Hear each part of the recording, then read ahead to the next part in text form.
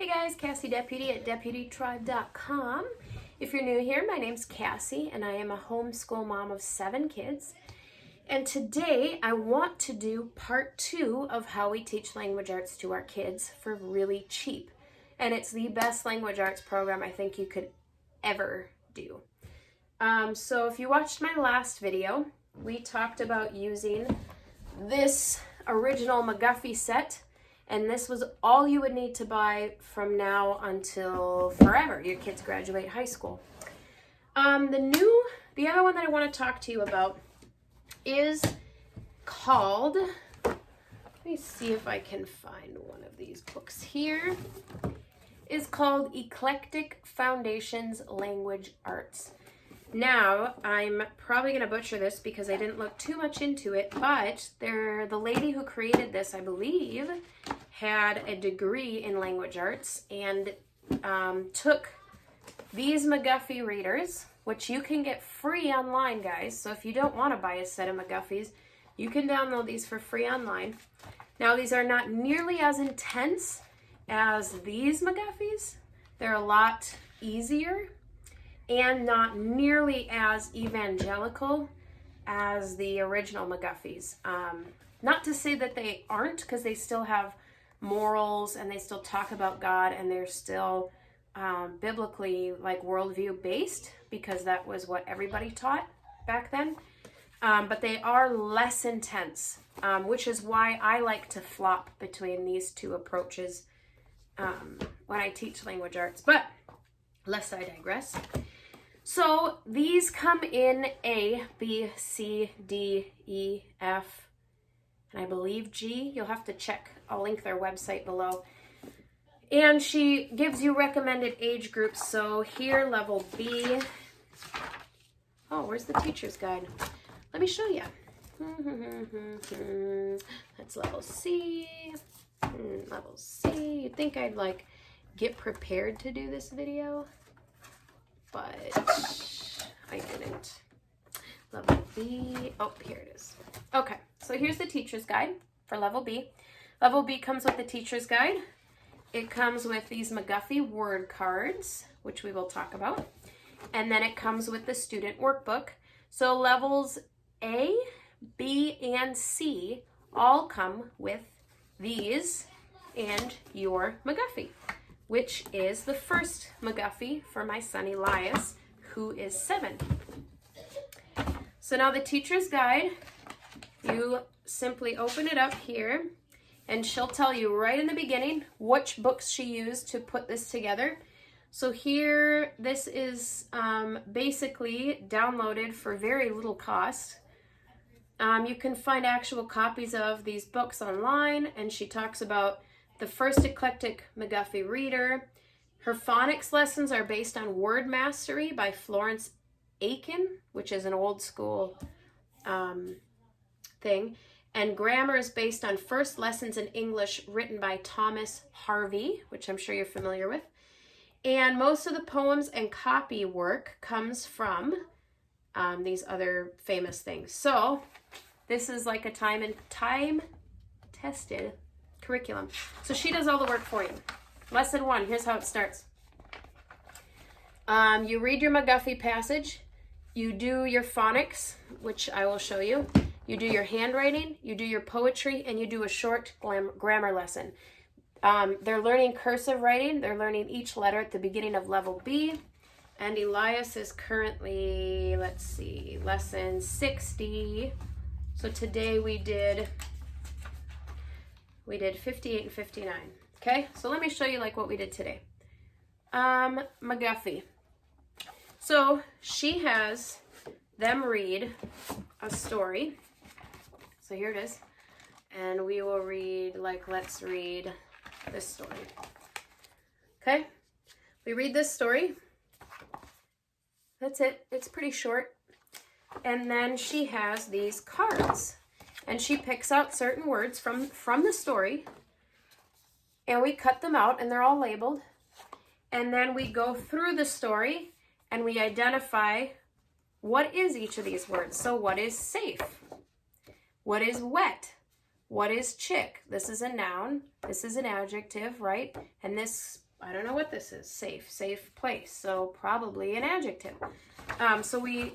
Even if your child doesn't understand it, I have found the repetitiveness of just doing this, because they do this in level B, they do it again in level C, and Haven is brilliant at picking out adjectives, adverbs, pronouns, prepositions, like stuff that I was like shocked that she knew, simply because we did this and we just identified these things.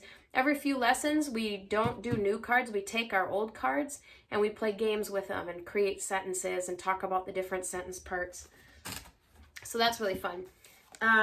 We do handwriting, so that's a portion of it. And then everything else is right here in your student workbook. So let's look at some of the stuff we've already done. What in the world? Why is this empty? That's really odd. Oh, you know what? I had an extra level B book, that's why. That one is for Duke. Here's Elias's. Okay, so everything you need is in here. So here's his word list. So he reads these out loud to me, and we rewrite them on a whiteboard. He just copies them, or he can write them from memory if he thinks. Here's his handwriting. So I make him write it in either manuscript or cursive, depending on what we're doing. You start this book writing each letter in cursive, by the way. And then there's some sort of short grammar lesson. So in this one, we practiced putting quotation marks. We talked about how what they say starts and ends in quotation marks. So that's what we worked on today. So everything you need is in here. The poetry's in here. Everything's in here. So if you're looking for, you want to teach from the McGuffies, but you just don't feel like maybe your mind works in a way where you can get creative enough to give them a good foundation in language arts, then I would recommend Eclectic Foundations. They're very, very, very inexpensive. Very inexpensive. And I have all the sets from A up until I think F or G. So let me just give you a sample. Here's level C. Level C is the same thing. My 9-year-old's working through here. We're doing a lot of fun stuff. We're reading through the McGuffies. Cursive writing, same deal. I make her glue these in because she still doesn't have very good handwriting. They do Bible verses, these quotes that they the handwriting in this is not empty work. Like, look at this. The God who gave us life gave us liberty at the same time. How applicable is that, you guys? So this is the kind of stuff that your kids are meditating on. So we get the opportunity to talk about this quote.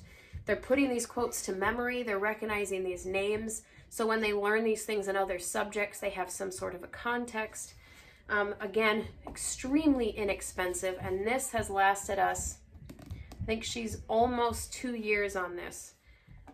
She should finish this. So I think each level lasts us about 2 years because we alternate between these two methods here. Again, it's not about quantity, it's about quality. And then they do get progressively harder. Level D, you drop the vocab cards and you start working on parsing sentences and kind of more intense. You learn a lot about persuasive speech. They do a lot of journaling where they're using adjectives to try to describe the senses, just a lot more challenging avenues of language arts. So I really enjoy that. But again, another inexpensive way to homeschool. And it's all done for me. I only hands-on teach up until my kids are about 10. Once they hit 10, I hand them their stuff. They do their stuff. I check their work. And then maybe a couple times I'll have them read out loud to me just to see how they're doing. But this makes it so easy. So I just sit down with Haven for about half an hour, and I sit down with Elias for about a half an hour twice a week. And we go through this. Because if you give them a good foundation in reading and math, that's it. Just do reading and just do math. Teach them how to read, teach them how to write, teach them how to comprehend what they're reading, communicate so they can orally tell you what they read, they can write it out. If you can give them those skills, Then when they get into 6th grade, you can start adding history, science, all these other subjects. And that has never failed us because my kids have such a hunger to learn, and they have the absolute, I could throw a high school textbook at them and they would be able to devour it because I simply spent time teaching them how to read and how to comprehend and what language and that's the basis of all learning, is being able to read and communicate. That's life, period. So I hope these encourage you. I hope they open up your mind to not being stuck in the box of using a specific curriculum. Every story we read out of these McGuffies is different. Every grammar project that we do is different. Every spelling list is different and alternates. It's not boring, and it's very open-ended. You can take it wherever you want to take it. So if you get into an interesting conversation of one of the stories, you could take it a step farther, and you could have them look verses up in the Bible and apply those things to their lives. And there's just a lot of fun things you can do with these McGuffies, and they are time-tested. They are absolutely time-tested. You wonder why the homeschooled founding fathers were so intelligent and were able to so intelligently craft our founding documents. And I believe it's because of the education that they got with only a handful of books that they had at their disposal, and these were definitely one of them. So thanks for tuning in. I hope this encourages you guys. Go ahead and hit subscribe, give this video a thumbs up, hit the bell, and it'll notify you when new videos come up. And let me know if you guys have any questions. Just drop your questions in the comment box, and I would love to answer those. I do get a lot of questions via email, but if you could just leave your comments on the YouTube video, that would be very helpful. God bless.